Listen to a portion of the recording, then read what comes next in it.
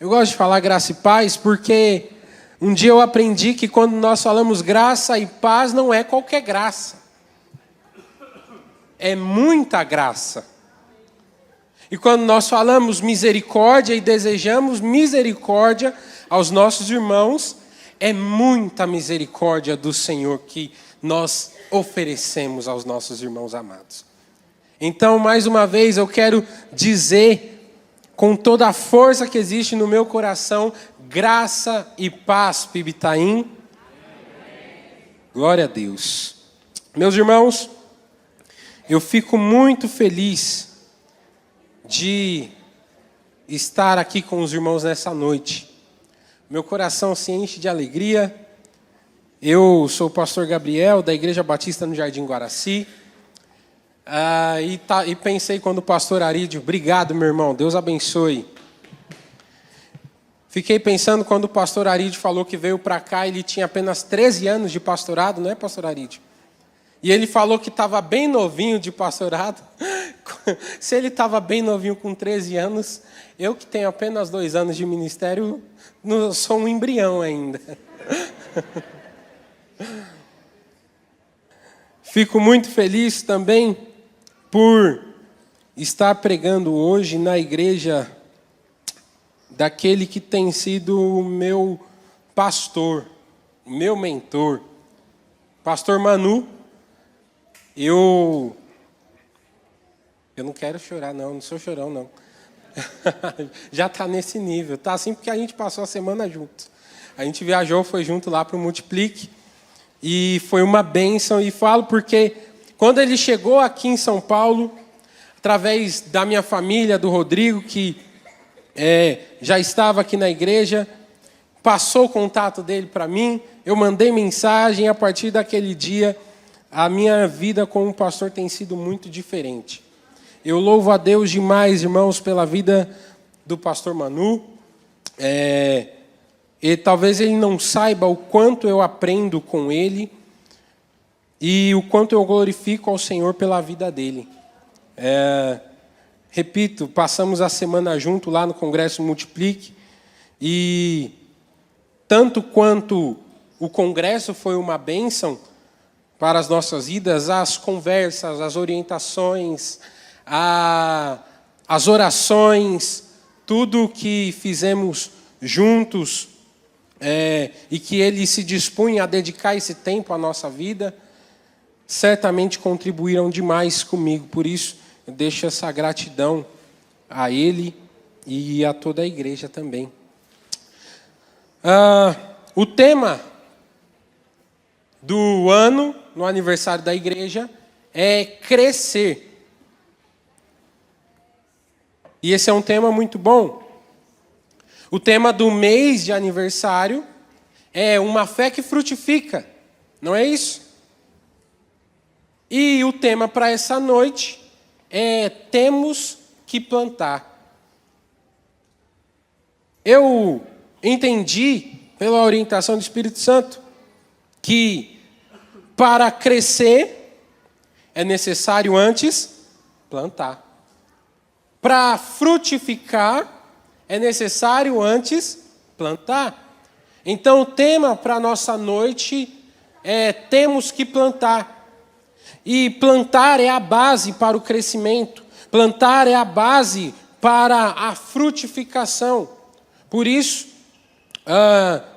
isso é o que nós vamos meditar nessa noite, sobre essa base do crescimento, da frutificação, que é justamente o início desse grande processo de instauração, implementação do reino de Deus por meio da sua igreja. É muito interessante, meus irmãos, nós notarmos no nosso tempo, em nosso mundo, na nossa sociedade, que as pessoas, elas muitas vezes são muito focadas e querem tudo para já. As pessoas no nosso tempo são imediatistas. As pessoas do nosso mundo querem tudo para ontem. resultados imediatos, resultados rápidos, respostas instantâneas, soluções que não exigem nenhuma espera. É por isso que no nosso tempo tanto sucesso faz aquele ChatGPT. Porque no passado, para tirar qualquer dúvida, e eu tenho apenas 25 anos, talvez alguns irmãos se lembrem melhor que eu, para tirar dúvidas a respeito do mundo, a respeito de alguma coisa, as pessoas precisavam procurar uma Barça, não é verdade? Não existia a enciclopédia, eu não sei o que é isso, eu nunca vi. Não, eu vi porque o meu antigo pastor tinha uma coletânea de Barça. Mas era um negócio que dava um trabalho.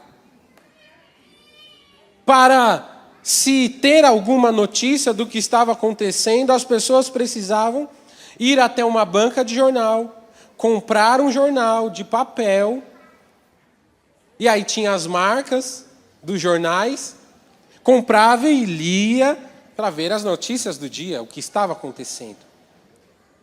Contudo, com o passar do tempo, as coisas se tornaram muito mais rápidas, muito mais imediatas. Hoje, se a gente tem alguma dúvida, a gente não vai nem mais no Google, a gente vai no ChatGPT. Porque as pessoas justamente querem as coisas na palma da sua mão. E não que isso seja ruim, nós precisamos usar a tecnologia para o bem, para nos auxiliar naquilo que é justo. Nós queremos, muitas vezes, as coisas muito rápidas, e a gente acha, nós pensamos que isso se aplica também à nossa vida espiritual. Nós achamos que isso se aplica à nossa vida em igreja. Achamos que as coisas precisam ser imediatas. Que as coisas precisam acontecer para ontem. Quando, na verdade, a nossa vida espiritual, meus irmãos, não é assim. A gente quer crescimento, nós queremos maturidade na fé, mas nós nos esquecemos muitas vezes que a vida com Deus é comparada, como no texto base dessa noite, que é o texto de 1 Coríntios 3:6, é comparada justamente a esse cultivo, essa jornada de plantação e crescimento, o que nos mostra que a paciência, a perseverança são essenciais. O problema é que, muitas vezes, nós queremos colher muito, em alusão a esse texto. E essa foi uma frase que o Manu falou para mim essa semana, e eu gravei essa frase e falei, que frase maravilhosa. Ele disse o seguinte: o problema é que muitas vezes nós queremos colher muito.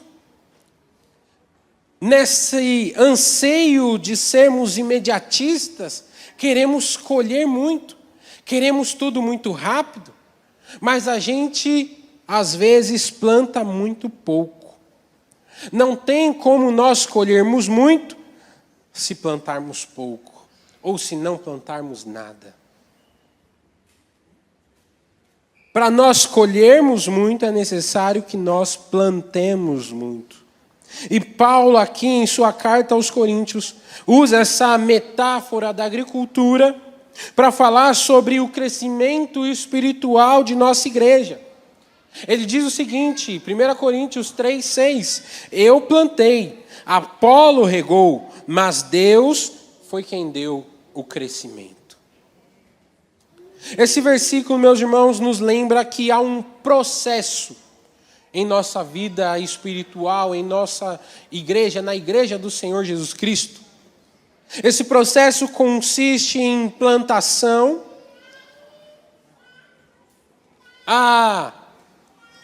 eu ia falar regação, mas eu não sei se essa palavra existe. Esse processo consiste em nós plantarmos, regarmos e confiarmos que Deus, no devido tempo, nos dará o crescimento. Mas ainda é interessante nós irmos até, e eu fui pesquisar um pouco do processo da agricultura. No processo da plantação ainda tem uma ramificação. Eu não sei quantos dos irmãos não são paulistas em nossa igreja. Temos muitos que não são paulistas, vieram de outros estados e na sua infância, adolescência, juventude, trabalharam com agricultura.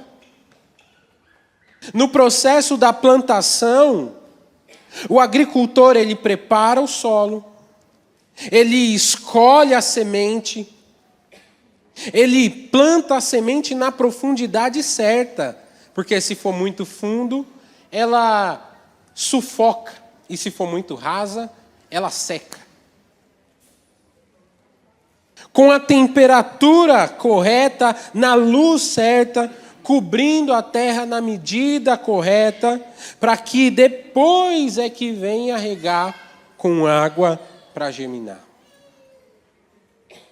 Esse processo, meus irmãos, nos ensina que o crescimento e o fruto da nossa fé dependem da vontade de Deus, trabalhando em nossa disposição de plantar, perseverar, confiar que Deus está cuidando de todo esse processo e nos dará o crescimento.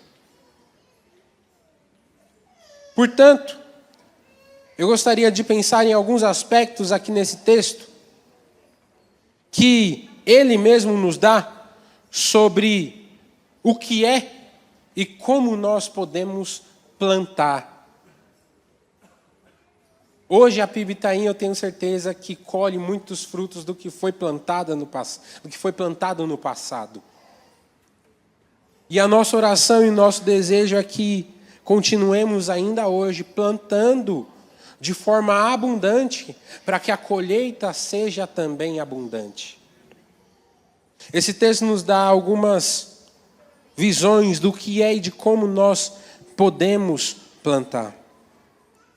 A primeira coisa que nós podemos ver aqui nesse texto é que é necessário entender que tudo vem de Deus e tudo é de Deus. Olha só o que Paulo nos diz no verso 5 de 1 Coríntios 3. Afinal de contas, quem é Apolo? Quem é Paulo? Apenas servos por meio dos quais vocês vieram a crer, conforme o ministério que o Senhor atribuiu a cada um. Plantar é, meus irmãos, dar a devida ênfase à mensagem mais do que o mensageiro. O problema daquela igreja é que ela estava colocando Paulo num pedestal. Ela estava colocando também Apolo num pedestal. É isso que aconteceu naquela igreja. Uns falavam, não, eu prefiro Paulo, porque olha só como Paulo é maravilhoso. Como ele é eloquente, como ele nos ensina com amor e graça. Outros vinham e falavam, não, eu prefiro Apolo. Eles estavam dando uma ênfase exacerbada, exagerada ao mensageiro, mais do que à mensagem. Mas Paulo deixa claro aqui nesse texto, quando ele fala que são apenas servos por meio dos quais eles vieram a crer. Paulo está usando essa palavra aqui, servos. E esse servo aqui é, no grego, diácono.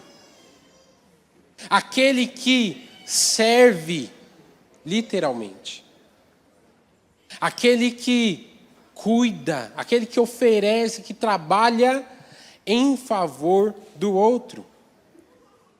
Paulo se coloca nesse patamar, nesse lugar, dizendo que ele e Apolo eram apenas servos.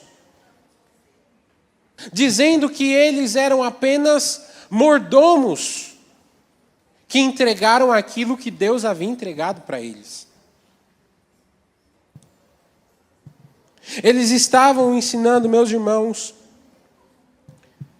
que era errado Paulo estava ensinando que era errado colocar os olhos nos servos do Senhor. Mas, na verdade, o que eles deveriam fazer e nós devemos fazer é colocar os nossos olhos no Senhor dos servos.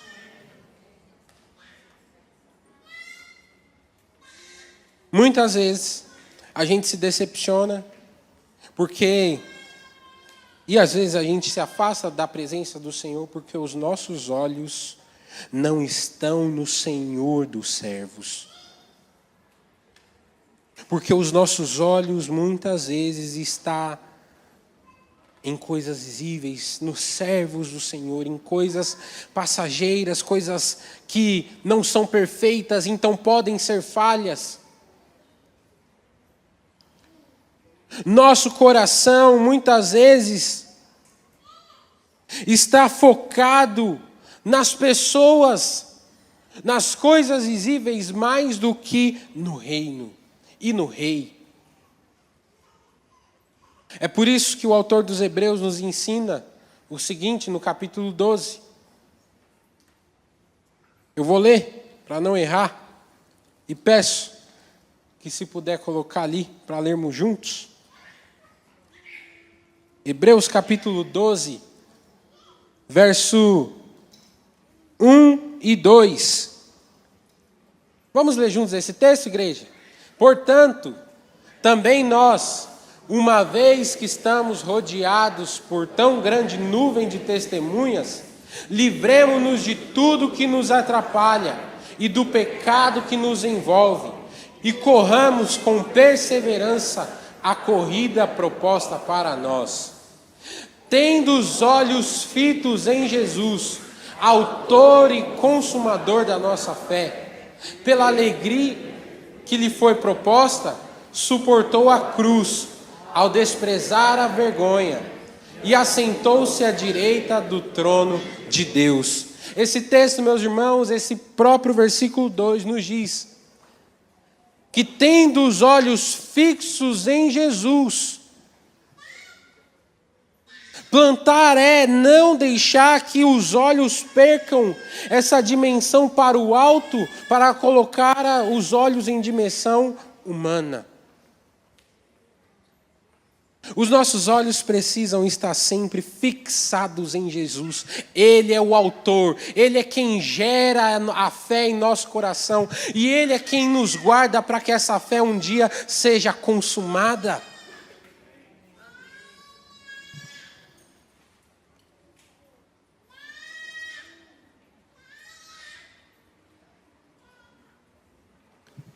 É importante nós entendermos que esse texto nos mostra que a igreja é interdependente. Olha só o que diz o verso 8. O que planta e o que rega tem um só propósito, e cada um será recompensado de acordo com o seu próprio trabalho. Plantar é, meus irmãos, saber que Deus nos fez diversos, com dons diversos, com personalidades diversas, justamente para que a gente se encaixe e trabalhe juntos para a glória de Deus. Paulo ensina aqui nesse texto que o plantar e o regar são tarefas vitais e cada uma depende da outra. Isso nos mostra que no reino de Deus nós não estamos competindo. Nós não estamos competindo na obra. Estamos todos trabalhando para o Senhor da obra. Nós somos um. Nós estamos no mesmo barco, no mesmo time. Nós somos um só corpo, vivemos a mesma obra, com o mesmo objetivo. Por isso que ele diz que todos, o que planta e o que rega, tem um só propósito.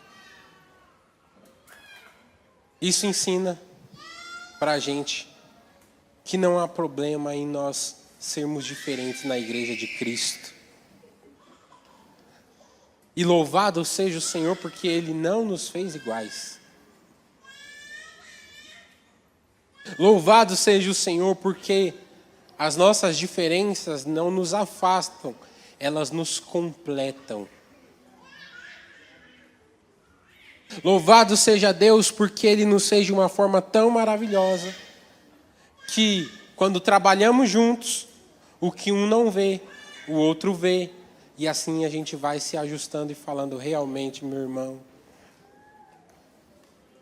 eu estava trilhando por um caminho que eu achava que era o certo, mas agora o irmão me abriu os olhos. Glória a Deus, meu irmão, porque eu estava sozinho fazendo isso daqui, e agora o irmão chegou para completar com os dons que o Senhor deu, com as habilidades que o Senhor deu.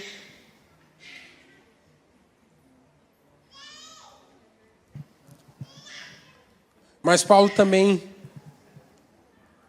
nos ensina nesse texto que nós temos uma identidade privilegiada. Olha só o que diz o verso 9. Pois nós somos cooperadores de Deus. Vocês são lavoura de Deus e edifício de Deus. Plantar meus irmãos, ter a consciência e a certeza de que nós somos cooperadores de Deus. E não existe maior privilégio na face da terra que esse para nossas vidas. Não existe maior privilégio, meus irmãos, do que saber que Deus nos usa, que nós somos lavoura de Deus e que Ele nos usa para realizar a sua grande obra. A palavra é tão linda, é tão extraordinária que ela nos ensina que um dia nós éramos pecadores. No sentido de que nós éramos dominados pelo pecado. Efésios capítulo 2 nos mostra que um dia nós estávamos mortos em delitos e pecados, quando nós vivíamos segundo o curso deste mundo. Mas Deus, que é rico em misericórdia, com o seu grande amor com que nos amou, nos deu vida. E agora o apóstolo Paulo, aqui nesse texto, diz que nós somos cooperadores de Deus. Eu não sei os irmãos, mas quando eu vejo isso, meu coração se enche de alegria. E é por isso que no início eu falei que não é pouca graça, é muita graça. É uma graça incomparável que jamais foi vista em toda a terra. Porque Deus pega pecadores miseráveis que estavam destinados ao inferno e Ele transforma em cooperadores da sua grande obra. Louvado seja o nome do Senhor. Porque um dia Ele nos retirou, nos resgatou do império das trevas e Ele nos trouxe para a sua maravilhosa luz. E agora nós não somos espectadores, apenas aguardando o céu, mas nós somos cooperadores de Deus. Você é cooperador de Deus na obra que Ele está realizando aqui nesta igreja, aqui nesta terra. Você e eu somos cooperadores de Deus para alcançar alguém que passa por você todo dia e ainda não foi alcançado pelo Evangelho. Eu acho que Jesus não vai aparecer mais como apareceu a Paulo, para mudar qualquer pessoa. É claro que Ele pode fazer isso, Ele é Deus e Ele é tão infinito que Ele foge da nossa compreensão. Mas o que a palavra nos mostra, que Ele nos chamou para sermos testemunhas, mártires, aqueles que contam não o que leram, não o que aprenderam na teoria, contam aquilo que viu, aquilo que ouviu, aquilo que as suas mãos apalparam. Este é o trabalho da testemunha que fala do que o Senhor fez na sua vida. Quando você faz isso, e eu fazemos isso, nós estamos sendo cooperadores de Deus.